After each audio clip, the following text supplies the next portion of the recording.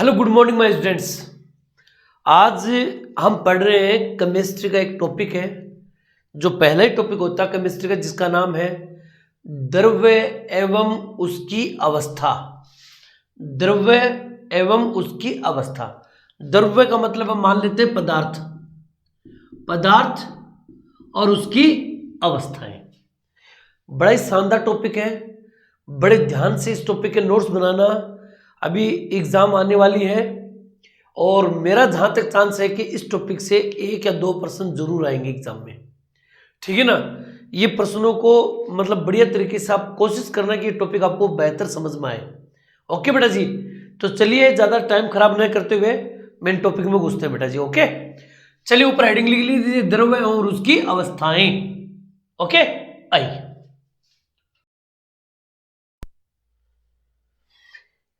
देखो बेटा जी, सुनना ध्यान से।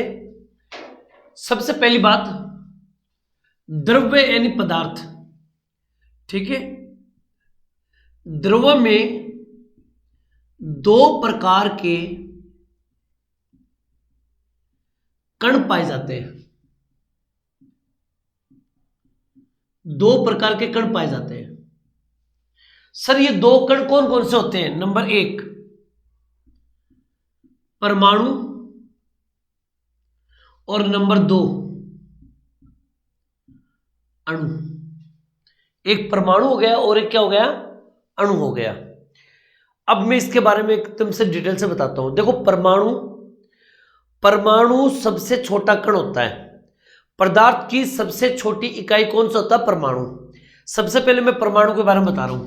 देखो क्या है परमाणु। परमाणु जो शब्द है वो एटम शब्द से बना है। एटम शब्द से बना है। परमाणु को किससे बना है? एटम शब्द से बना है, ठीक है ना। एटम जो है, एटम शब्द है वो एटोमॉस, एटोमॉस एक ग्रीक भाषा का शब्द है, उससे बना है। एटम ने एटम, एटम ये किससे बना है? एटोमॉस। एटोमॉस ग्रीक भाषा का शब्द है। हम ये कह सकते हैं कि भाई सीधी सी बात ये, परमाणु को इंग्लिश में बोलते हैं एटम, और एटम जो शब्द है वो एटोमोस शब्द से बना है। एटोमोस शब्द जो है वो ग्रीक भाषा का एक शब्द है। किस भाषा का शब्द है? ग्रीक भाषा का। और इस एटोमोस का जो अर्थ होता है ना, अर्थ, वो अर्थ होता है अभाज्य, ठीक है ना। जिसका अविभाज्य, याद रखना, अविभाज्य। विभाज्य मतलब होता है विभाजित करना, अविभाजित मतलब जिसको विभाजित नहीं कर सकते हैं, ठीक है ना। दोबारा सुनो, पदार्थ में 2 प्रकार के कण होते हैं, एक परमाणु और एक अणु। परमाणु को इंग्लिश में बोलते हैं एटम। एटम जो है वो एटोमोस ग्रीक भाषा के शब्द से बना है, एटोमोस से, जिसका अर्थ होता है क्या? अविभाज्य। इससे ज्यादा और टुकड़े नहीं हो सकते। तो हम ये सीधे भाषा में कह सकते हैं कि परमाणु से छोटा कण और कुछ नहीं हो सकता। समझ गए? इसलिए परमाणु को कहा जाता है पदार्थ की सबसे छोटी इकाई। परमाणु को क्या कहा जाता है? पदार्थ की सबसे छोटी इकाई। अगर पदार्थ की सबसे छोटी इकाई के बारे में पूछे तो किसके बारे में बोलोगे? परमाणु के बारे में। पदार्थ की सबसे छोटी इकाई कौन सी होती है? तो हम बोलेंगे परमाणु। क्लियर? अब मैं बात करूं अणु की, तो वो मैं बताऊं, पहले इसके बारे में नोट कर लीजिए बेटा फटाफट। ओके कीजिए। अब देखो बेटा जी, अगला प्रश्न अपना है अणु।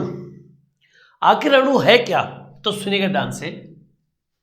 2 या 2 से अधिक,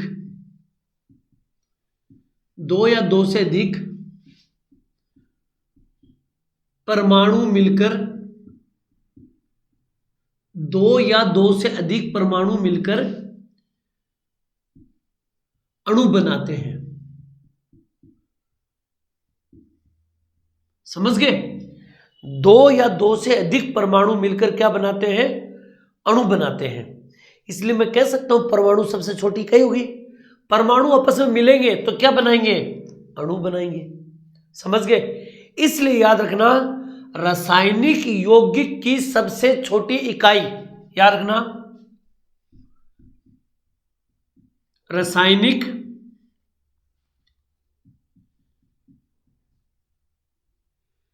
यौगिक की सबसे छोटी इकाई, रासायनिक यौगिक की सबसे छोटी इकाई किसे कहा जाता है? तो याद रखना, अणु को। किसे कहा जाता है? अणु को। याद रखना, अणु अभी मैंने थोड़ी देर पहले क्या बोला था आपको? पदार्थ की सबसे छोटी इकाई परमाणु, और रासायनिक यौगिक, यौगिक मतलब होता है मिलाना, ठीक है ना? रासायनिक यौगिक की सबसे छोटी इकाई कौन सी? तो हम क्या बोलेंगे? अणु। बात समझ में आई? इसी प्रकार एक बात और याद रखना, यौगिक परमाणु, इसका दूसरा नाम क्या है? यौगिक परमाणु। अणु को हम कह सकते हैं यौगिक परमाणु। क्यों कह सकते हैं? क्योंकि अणु को यौगिक परमाणु एक वैज्ञानिक ने कहा था जिनका नाम था डाल्टन। डाल्टन ने कहा, याद रखना इस बात को, अणु को यौगिक परमाणु किसने कहा? तो डाल्टन ने कहा था। यानी कि डाल्टन ने अणु को यौगिक परमाणु का नाम दिया, यानी कि परमाणुओं का यौगिक है, इसलिए यौगिक परमाणु नाम दिया अणु को। किसने? डाल्टन ने। क्लियर?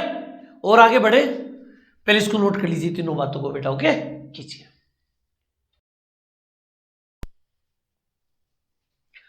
अब देखो बेटा जी, पदार्थ में होने वाले परिवर्तन, पदार्थों में दो प्रकार के परिवर्तन होते हैं, एक भौतिक परिवर्तन और एक होता है रासायनिक परिवर्तन। दो परिवर्तन होता है। नंबर एक होता है भौतिक परिवर्तन और दूसरा होता है रासायनिक परिवर्तन। रासायनिक परिवर्तन, भौतिक परिवर्तन और रासायनिक परिवर्तन, दो प्रकार के परिवर्तन होते हैं। एक भौतिक परिवर्तन होता है और एक रासायनिक परिवर्तन होता है। क्लियर? सर ये भौतिक परिवर्तन रासायनिक परिवर्तन होते क्या है? भौतिक परिवर्तन का मतलब होता है किसी पदार्थ को पहले चेंज कर देना, ठोस से द्रव बना देना, फिर द्रव से वापस ठोस बना देना। यानी कि उनकी भौतिक जो संरचनाएं हैं वो चेंज हो सकती है लेकिन उसके गुण चेंज नहीं होंगे।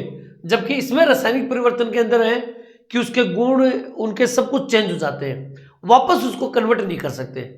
सर समझ में नहीं आया, आपने क्या बोला? आज भाई पहला एग्जांपल, नंबर 1, जल का वाष्प में बदलना, बदलना मतलब जल की भाप बन जाना और भाप से वापस जल बन सकता है। क्लियर? जल का भाप बन सकता है और भाप से वापस जल बन सकता है, तो ये भौतिक परिवर्तन हो गया। क्लियर? जैसे जल से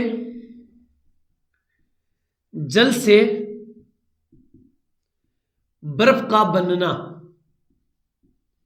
हम कह सकते हैं सर जल से बर्फ बन सकती है और बर्फ से वापस जल बन सकता है, ये भौतिक परिवर्तन है। ठीक है ना? जल में नमक का विलयन, जल में नमक का विलयन करना मतलब जल में नमक का विलयन करना मतलब जल में नमक को घोल देना, फिर वापस जल से नमक को निकाल लेते हैं, तो ये भी क्या हो गया? अपना भौतिक परिवर्तन हो गया। एक कागज का फटना, कागज का फटना, कागज फट सकता है लेकिन उसके भौतिक परिवर्तन चेंज नहीं होंगे। फटे हुए कागज पे भी हम लिख सकते हैं और कागज को चिपका के वापस भी बना सकते हैं। समझे नहीं समझे? पेड़ का कटना, ये एग्जांपल आया था अभी एग्जाम में। पेड़ का कटना पदार्थ की कौन सा परिवर्तन है? पेड़ का कटना, या पेड़ अगर कट गया तो दोबारा भी पेड़ लग सकता है। समझे? पेड़ का कटने का मतलब ये नहीं कि उसको पूरा जड़ से काट देना। पेड़ का कटना मतलब डालियां वगैरह काटना, तो दोबारा डाली निकल जाएगी। तो कहने का मतलब ये है कि उन डालियों से दोबारा पेड़ बना सकते हैं। पेड़ को काटा तो उस पेड़ से हम दोबारा दूसरा पेड़ वैसे बना सकते हैं। तो ये सब क्या है? भौतिक परिवर्तन है। लेकिन अब सुनो रासायनिक परिवर्तन। पहला, कागज का जलना। कागज का जलना। अब कागज जो जल गया, जले हुए कागज को वापस कागज बना सकते हो? नहीं। तो ये रासायनिक परिवर्तन हो गया। अब वो वापस कन्वर्ट नहीं हो सकती इसमें। भोज्य पदार्थों का पचना। भोज्य पदार्थों का पचना। भोज्य पदार्थ को हमने खाया, पच गया, क्या वापस उसको रोटी बना सकते हो आप? नहीं बना सकते। ठीक है ना? इसी प्रकार धातु में जंग लगना, ये एग्जाम में आ चुका प्रश्न। धातु में जंग लगना। धातु पे जंग लग सकती है, क्या उस जंग से वापस धातु बना सकते हो? नहीं। समझे? एक और, द्रवित पेट्रोलियम गैस का दहन होना। पेट्रोल का जलना, ठीक है ना? ऐसे मान लो आप, पेट्रोल का जलना। स्कूटी है, मोटरसाइकिल, इनमें पेट्रोल डालते, पेट्रोल जला दिया, अब मुझे बताओ वापस वो पेट्रोल बना सकते हो? नहीं। ये सब कौन से होंगे? रासायनिक परिवर्तन। तो पदार्थों में मोटा मोटी इतनी बात समझ गए होंगे। जिसको एक बार कन्वर्ट कर दो वापस उसमें ले जा सकते हैं, वो भौतिक परिवर्तन। जिसको एक बार कन्वर्ट कर दो फिर वापस उस स्थिति में नहीं आ सकते हैं, तो क्या होगी? रासायनिक परिवर्तन। क्लियर? ये दो परिवर्तन है, दोनों को नोट कर लो फटाफट बेटा जी। ओके, कीजिए।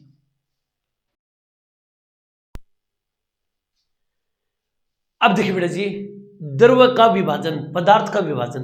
पदार्थ कितने प्रकार के होते हैं? सबको पता है, ठोस, द्रव्य और गैस। तीन ही चीज बोलते हैं बार बार, लेकिन ध्यान में रहे आज के बाद, द्रव्य का टोटल विभाजन 5 प्रकार का होता है। याद रखना इस बात को। नंबर 1 ठोस, नंबर 2 द्रव liquid, number 3 gas, number 4 plasma. अब यहां पर ये नाम नया सुना होगा आप लोगों ने कि प्लाज्मा, ठीक है ना? और नंबर 5 बीईसी। बीईसी ये टोटल पदार्थ की 5 अवस्थाएं होती है। अगर एग्जाम में प्रश्न पूछ ले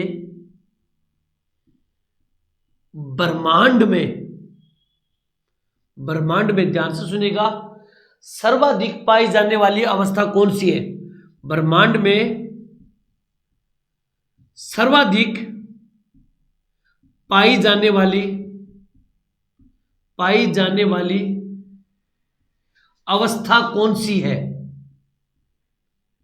ब्रह्मांड के अंदर ब्रह्मांड में सर्वाधिक पाई जाने वाली अवस्था कौन सी है? तो याद रखिएगा बेटा जी, यानी कि ब्रह्मांड में सबसे ज्यादा ठोस पदार्थ मिलते हैं, द्रव मिलेगा, गैस मिलेगा, प्लाज्मा मिलेगा, बीसी मिलेगा, ठीक है ना? तो मेरे हिसाब से आप सबके सबका आंसर होगा गैस, कि सब ब्रह्मांड में तो गैस ही गैस है। नो, ब्रह्मांड में सर्वाधिक पाई जाने वाली अवस्था है प्लाज्मा अवस्था है। सर ये प्लाज्मा होता क्या है? सर बीईसी क्या होता है? रुक जाओ, एक बार आगे जाके मैं पूरी डिटेल से बताऊंगा। ओके, मैं सभी सुनते जाओ। ब्रह्मांड में सर्वाधिक पाई जाने वाली अवस्था कौन सी है? प्लाज्मा। याद रह जाएगा। अब आगे मैं आपको ये बताऊंगा कि अगर कोई बर्फ है उसको हम पानी बनाएंगे, बर्फ को पानी में कन्वर्ट करना कौन सी विधि द्वारा? द्रव को गैस में कन्वर्ट करना, इस विधि का नाम क्या होगा? गैस से प्लाज्मा में। मेरी बात समझ रहे हो? मेरी बात ये, इन अवस्थाओं को कैसे कन्वर्ट करते हैं, उन विधियों के नाम क्या है, ये प्रश्न एग्जाम में आ सकता है, उसको मैं बताऊं उससे पहले इसको नोट कर लीजिए फटाफट बेटा जी, कीजिए।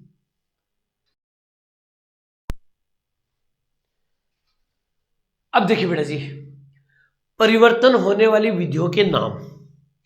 हमें पता है कि जो द्रव्य होता है ना, जो पदार्थ होता है, उसकी 3 अवस्था मुख्य होती है, ठोस, द्रव्य और गैस। फिर 2 नई और खोज होगी, प्लाज्मा और ईबीसी। लेकिन फिलहाल अपन 3 चीज पे मान के चलो। मेरे पास कोई ठोस पदार्थ है, जैसे मान लेते मेरे पास बर्फ है, बर्फ को मुझे द्रव अवस्था में बदलना है, लिक्विड करना है। ठोस अवस्था को द्रव में बदलने की क्रिया क्या कहलाएगी? मान लीजिए मेरे पास कोई बर्फ है, बर्फ से पानी बन जाता है। ये कौन सी विधि है? बर्फ से पानी का बनना, उस विधि का नाम क्या है? तो याद रखना, संगलन। क्या नाम है? संगलन। समझ गए? संगलन, संगलन, संगलन। समझ गए? अरे गलन, गलन माने क्या होता है? गलना, गल गए फिर। संगलन, या इसका एक नाम होता है संलयन। संलयन, संलयन विधि, दोनों विधि बोल सकते हैं। ठोस का द्रव्य में बदलना किस विधि द्वारा? संगलन विधि। एग्जाम में पूछ लेंगे संगलन विधि क्या है? ठोस का बर्फ में बदलना, ठोस का द्रव में बदलना, द्रव का गैस में बदलना। तो ध्यान में रहे कि कौन सी विधि है। कोई भी बर्फ अगर पानी बनती है तो किस विधि से बनेगी? संगलन विधि से या संलयन विधि से।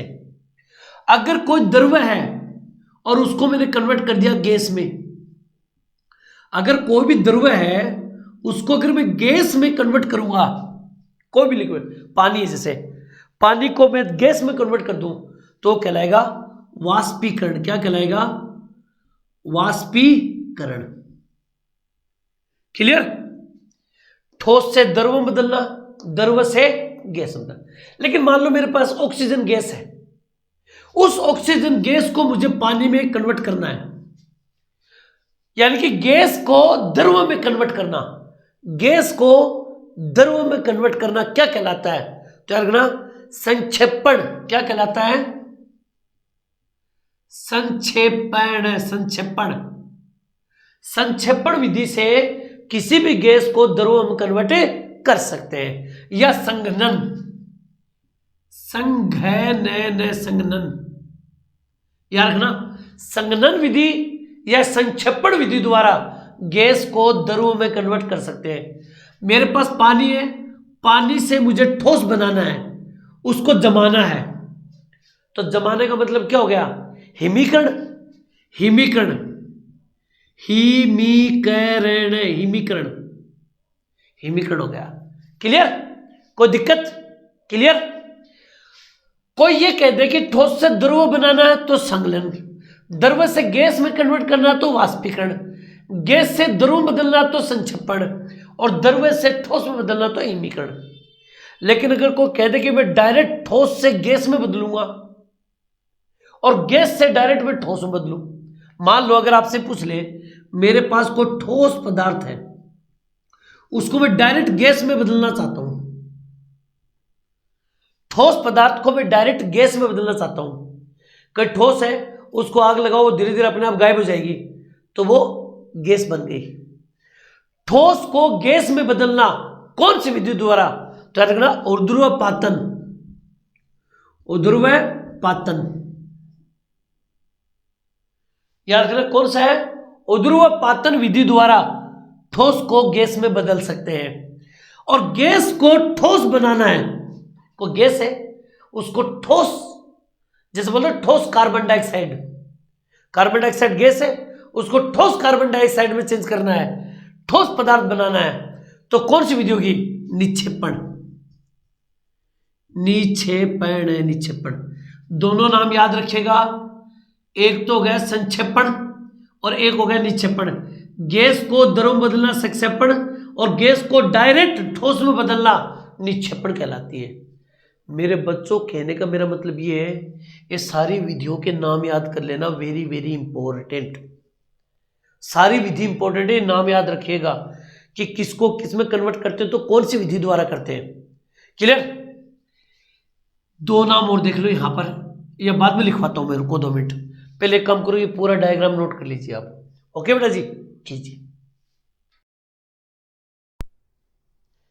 आपने दो नाम तो बहुत सुने होंगे, एक गलनांक और एक कौंथनांक। आखिर सर गलनांक क्या होता है? और गलन प्लस अंक, गलन मानी गलना, अंक मानी किस अंक पर, कौंथनांक, ठीक है ना, कौंथ प्लस अंक, ठीक है ना, कौंथ प्लस अंक, ये क्या है? दोनों बता देता हूं। जिस बिंदु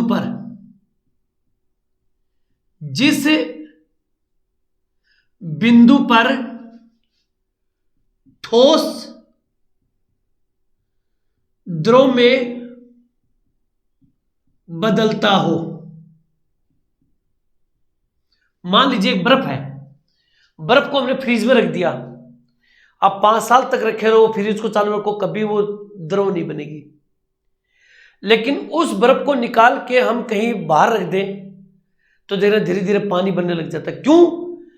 क्योंकि जिस बिंदु पर तापमान घटेगा, तापमान बढ़ेगा, और जो तापमान बढ़ेगा फ्रीज में कम था इसलिए जमी हुई थी, तापमान जैसे जैसे बढ़ेगा तो क्या होगा, बिंदु का बर्फ है वो पानी में कन्वर्ट होने लग जाती है, द्रव में कन्वर्ट होती है। तो जिस बिंदु पर बर्फ ठोस पदार्थ द्रव माने लिक्विड पानी में चेंज होता है, किस बिंदु पर चेंज होता है उस बिंदु को हम बोलते हैं कौंथनांक। क्लियर? अब देखो दूसरी बात, मैंने आग लगाई, चूल्हे में आग लगाया, ऊपर मैंने पानी रख दिया, पानी गर्म होता होता होता होता एक ऐसी स्थिति आती है जब पानी उबलने लग जाता है। जिस बिंदु पर द्रव उबलता है वो कौंथनांक कहता है, ठीक है ना। जिस बिंदु पर द्रव उबलना शुरू करता है, क्लियर, ठीक है ना। जिस बिंदु पर द्रव को गर्म होते एक ऐसी स्थिति है कि जब पानी उबलने लग जाता है, तो जब उबलना शुरू करता है तो वो किस तापमान पर उबल रहा है, वो तापमान का माप क्या है, उस बिंदु को हम बोलेंगे कौंथनांक। क्लियर? आज के बाद रखना, ठोस का द्रव में बदलना किस तापमान पर बदलता है, उस तापमान का डिग्री कितने डिग्री पर है वो गलनांक कहलाएगा, और जिस पर पानी उबलने लग जाता है तो वो क्या कहलाएगी, कौंथनांक कहलाएगा। क्लियर? और मैं आगे बताऊं, पहले इसको नोट कर लो फटाफट बेटा जी। ओके, कीजिए।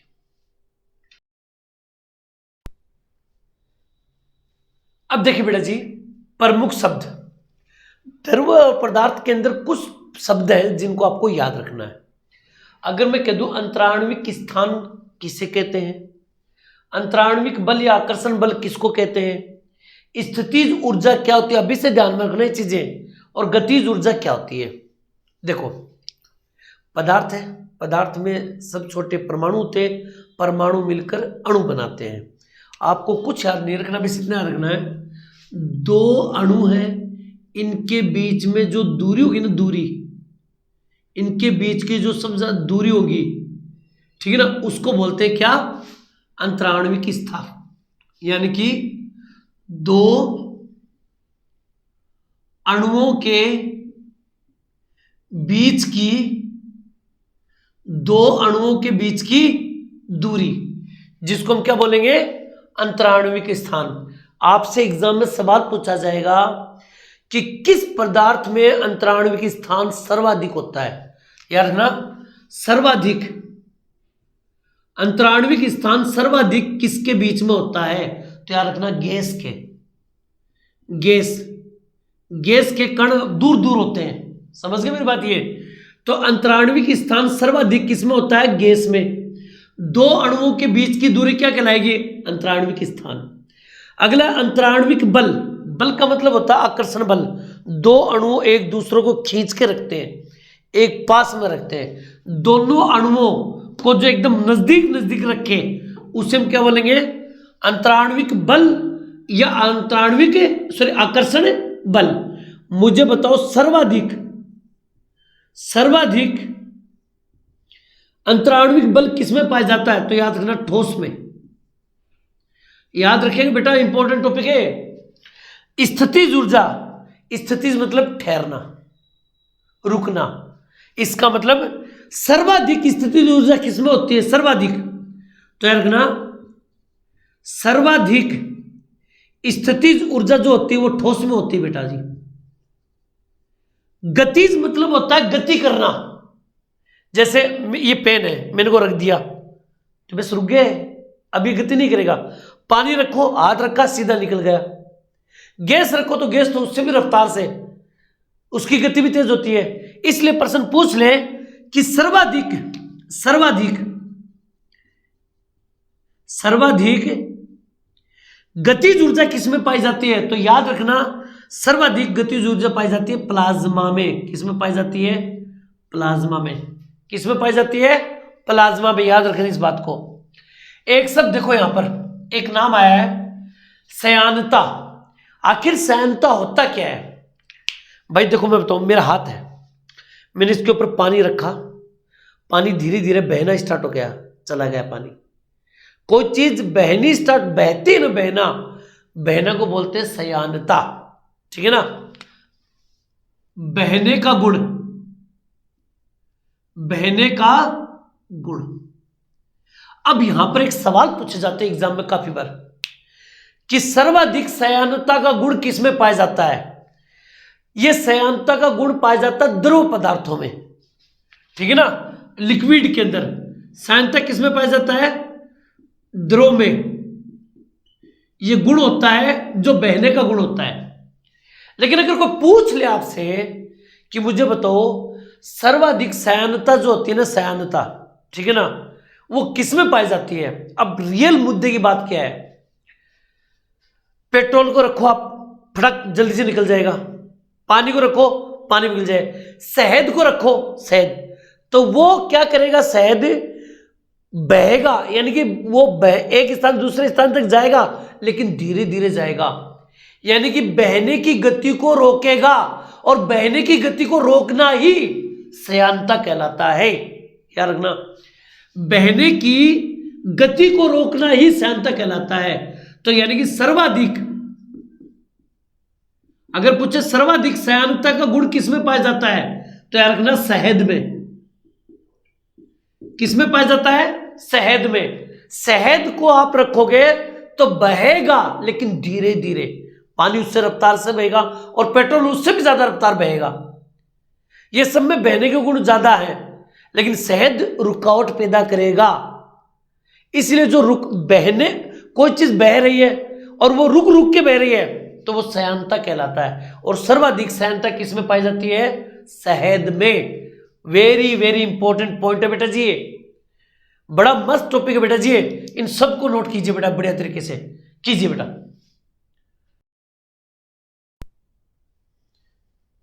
अब देखिए बेटा जी, एक बात और समझिए, ठीक है ना? देखो गैस सब जानते हैं, अगर मैं गैस को सर्वाधिक गर्म करूं,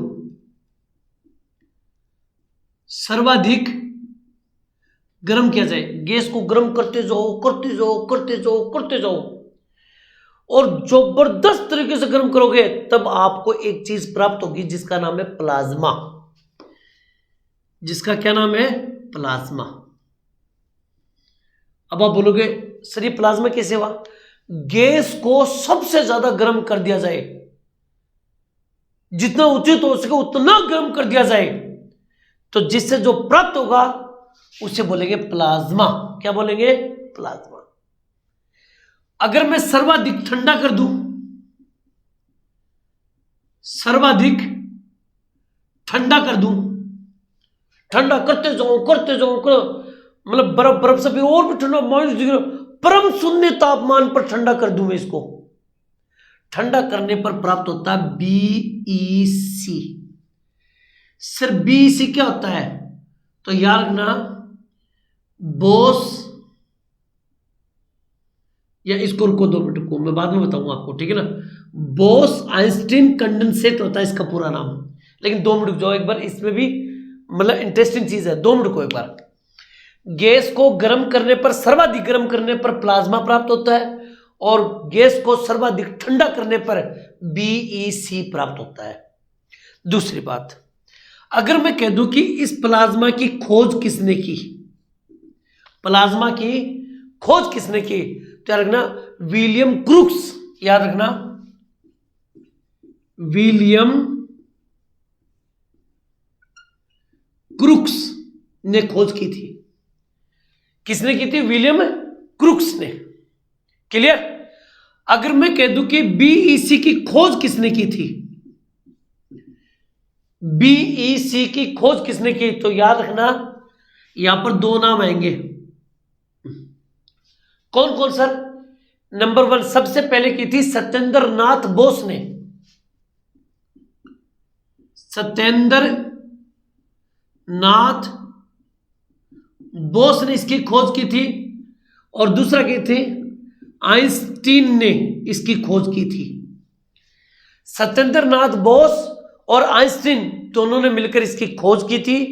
सत्येंद्र नाथ बोस ने 1920 में की खोज, और 4 साल बाद में 1920 में, 1920 और ये 1924 के अंदर।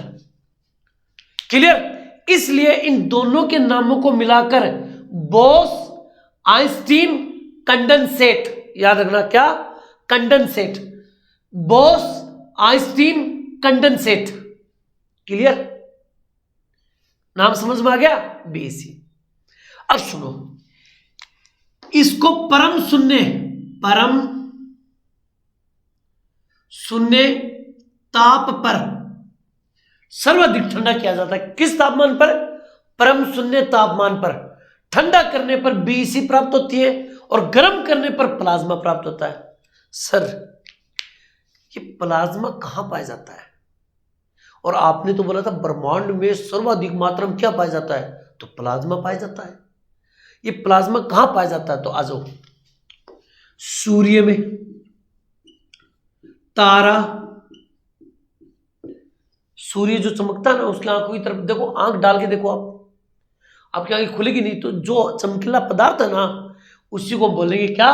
प्लाज्मा। वो जो चमकीला पदार्थ है ना उसको ही हम क्या बोलेंगे? प्लाज्मा। ठीक है ना? इसके बजाय बिजली, देखो बिजली, कभी बिजली के दो तार तो उसको बिजली निकलती, उसको देखो, आप आंख से देख पाते हो? नहीं देख। अच्छा, इसका एक सबसे बेस्ट उदाहरण देता हूं, वेल्डिंग। वेल्डिंग का काम करते हैं, लोहे का काम वेल्डिंग। आप जाके देखो उस पर जो निकलती है ना वो प्लाज्मा है। वो चमकीला जो पदार्थ है ना वो प्लाज्मा है। याद रखना, प्लाज्मा। जो गैस को गर्म करने पर प्लाज्मा निकलता है। बोलो ये से नो? समझ गए सारी बातें? क्लियर? अब आज यहां पर बीसी सीधी बात है, इसमें एक याद रखना है। बात क्या है? यह पदार्थ की पांचवी अवस्था है। यह पदार्थ की सबसे नवीन तथा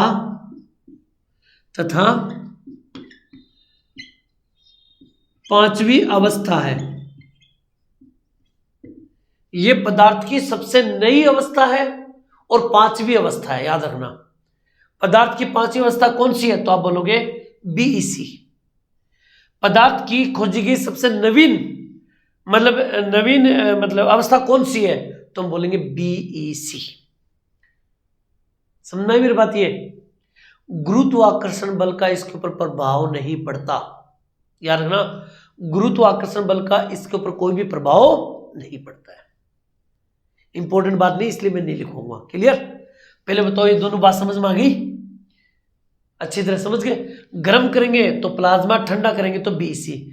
बीसी नाम का मतलब बोस आइंस्टीन कंडेंसेट। दोनों एग्जांपल मैंने अच्छी तरह समझा दिया आप लोगों को। अब आगे एक छोटी सी बात और बच गई, उसको मैं बताऊं। पहले आप इसको पूरे को नोट कर लो, ऐसे कैसा? Okay, done. अब देखो बेटा जी, एक छोटा सा पॉइंट बच गया है, इनको भी देख लीजिए। अगर मैं कहूं कि परम शून्य तापमान कितने डिग्री होता है? अब परम शून्य तापमान दो चीजों में याद रख लेना। क्या तो हम बोलेंगे 0 डिग्री केल्विन, समझ गए? या हम कहेंगे 273.15 डिग्री सेल्सियस, 273.15 डिग्री सेल्सियस। चाहे तो 0 डिग्री केल्विन भी बोल सकते हो आप, कोई दिक्कत नहीं है, या सेल्सियस में मान इतना होता है, ये याद कर लीजिएगा। पानी को जब गर्म करते हैं तो पानी का घनत्व है 0 डिग्री से लेके 4 डिग्री के बीच में जब पानी को गर्म किया जाता है तो घनत्व घटता है। याद रखना भाई, 0 डिग्री से लेके 4 डिग्री के बीच में पानी को गर्म किया जाए, यानी कि गर्म करने पर, याद रखना 0 डिग्री से लेके 4 डिग्री के बीच में पानी का घनत्व हमेशा घटेगा। याद रखना इस बात को, क्या होगा? घटेगा। लेकिन 4 डिग्री से लेके 100 डिग्री के बीच में अगर गर्म किया जाए, इनके बीच में गर्म किया जाए, 4 डिग्री से ज्यादा होना चाहिए, 100 डिग्री से कम होना, इनके बीच में किया जाए तो पानी का घनत्व बढ़ेगा, घनत्व बढ़ेगा भाई। लेकिन अगर 4 डिग्री पे किया जाए तो ना बढ़ेगा ना घटेगा, घनत्व सर्वाधिक होगा। समझ गए मेरी बात? ये सर्वाधिक घनत्व यहीं पर होगा, यानी दोनों के मिडिल में होगा। पहले घटेगा, फिर धीरे धीरे बढ़ेगा, फिर और बढ़ेगा। तो मतलब 4 डिग्री सेल्सियस पे घनत्व है ना, घनत्व घटता घटता 4 डिग्री तक घटेगा, बस इस पे सबसे ज्यादा घट सकता है, इसके बाद बढ़ना स्टार्ट हो जाता है। तो याद रखना 0 डिग्री से 4 डिग्री सेल्सियस के बीच में पानी का घनत्व घटता है और 4 डिग्री से लेकर 100 डिग्री में पानी का घनत्व बढ़ेगा। क्लियर? ये था अपना आज अपना जो पॉइंट था, द्रव और उसकी अवस्थाएं, पदार्थ और उसकी 3 अवस्थाएं, ठोस, द्रव, गैस। गैस को गर्म किया जाएगा तो प्लाज्मा का निर्माण होगा और गैस को ठंडा किया जाएगा तो BEC, बोस आइंस्टीन कंडेंसेट का निर्माण होगा। क्लियर? ये था आज का अपना स्वीट सा टॉपिक। बहुत बार एग्जाम में प्रश्न आते हैं इस टॉपिक से, आप इसको बढ़िया तरीके से तैयार कर लीजिए। हम नेक्स्ट टॉपिक में मिलेंगे, तब तक आप लोगों से अलविदा। जय हिंद, जय भारत बच्चों। और आप लोग इसको नोट कर लीजिए। थैंक यू बेटा।